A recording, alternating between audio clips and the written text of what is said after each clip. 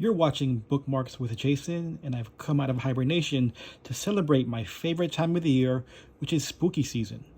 And for 2025, I'd like to spotlight a book I recently read called Widow's Point, A Complete Haunting, written by the father and son duo of Richard Chizmar and W.H. Chizmar. I've been a big fan of Richard Chizmar's work thus far. His work on the Button Box trilogy that he co-wrote with Stephen King, along with Chasing the Boogeyman and Memorials, left a huge impression on me. I mentioned on the previous video that Memorials was the scariest book I ever read.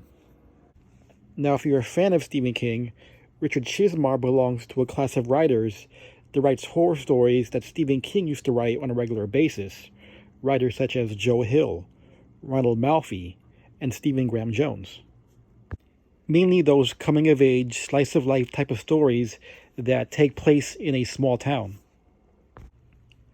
Widow's Point was originally released back in 2017 as a short story, and due to high demand, it was expanded into a novella a couple years later.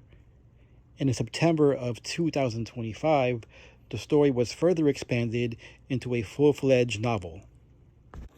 Widow's Point, The Complete Haunting, is basically a found footage tale about a group of paranormal researchers that come to investigate a Nova Scotia lighthouse that many locals believe is either cursed or haunted due to a series of tragic events that have occurred since its construction in 1838. The story is told from the timeline of two major incidents. The first takes place in 2017, which was previously told in a short story and novella. The rest of the book takes place in October of 2025, which made this a perfect spooky season read for me. Here we are introduced to a whole new cast of characters who further explore the mystery of the lighthouse. It's a pretty simple and straightforward story, so I'm not going to delve into any more plot details. Being that this is a found footage story set in a lighthouse, expect a dark atmospheric story full of jump scares and edge-of-your-seat moments. And speaking of found footage, fans of films like the Blair Witch Project might question how this format translates on the written page. Well, for comparison, Bram Stoker's Dracula was written as a collection of journal entries. Widow's Point is very similar, but instead of journal entries, each paragraph is labeled with the time, date, and whether it's an MPEG video or audio recording.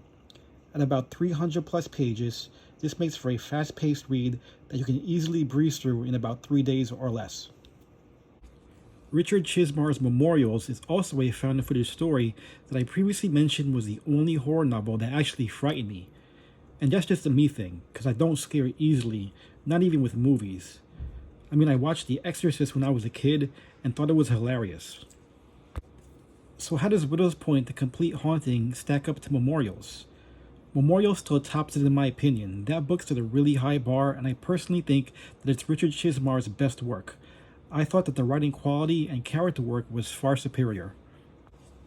Widow's Point didn't quite scare me on the same level, but it was still a fun, fast-paced thrill ride compared to the slow burn pace of Memorials, where we see a gradual build-up of the terror. Widow's Point, The Complete Haunting, felt like a mix of Shirley Jackson's The Haunting of Hill House, The Blair Witch Project, and even The Goonies. So if you like all of those elements, I think you will really enjoy this book. I give it a 4 out of 5 bookmarks. A perfect way to top off spooky season. If you enjoyed this content, please hit that like and subscribe, and I'll catch you guys on the next page.